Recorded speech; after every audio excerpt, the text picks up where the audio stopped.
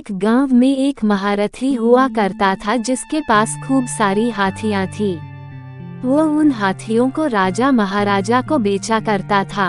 एक बार श्याम नाम का बालक अपने दादाजी के साथ उस गांव में हाथी देखने गया। उसने जब हाथियों को देखा तो बालक बहुत खुश हुआ। अचानक बालक की नजर जब हाथियों के पैरों की तरफ गई तो बालक अपने दादाजी से पूछता है, दादाजी, इन हाथियों को ऐसे बांधा क्यों गया है? बेटा, हाथी कहीं दूर न चले जाए और किसी के खेतों का नुकसान न कर दे, इस वजह से इन हाथियों को बांध कर रखा जाता है।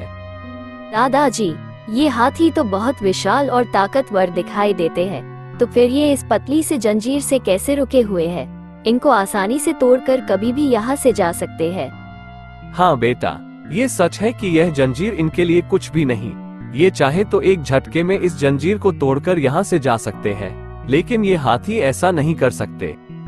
क्यों दादाजी, क्यों नहीं कर सकते ऐसा? लेकिन तब इनमें इतना बल नहीं था कि यह जंजीर को तोड़ पाए। छोटे होने की वजह से ये खूब कोशिशों के बावजूद भी जंजीर को नहीं तोड़ पाते थे। बेटा, जब ये हाथी छोटे थे तब से ही इनके पैरों को इन जंजीरों से बांध दिया गया था। उस समय ये हाथी बहुत प्रयास करते जंजीर तोड़कर यहाँ से भाग जाने की।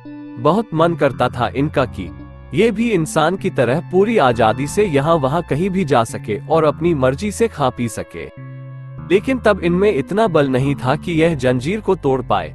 छोटे होने की वजह से ये खूब कोशिशों के बावजूद भी जंजीर को नहीं तोड़ पाते थे, जिसका सीधा असर इनके दिमाग पर हुआ, जिससे इनके दिमाग में यह बात बैठ गई कि अब कोशिश करना व्यर्थ है, ये कभी नहीं टूटेगी।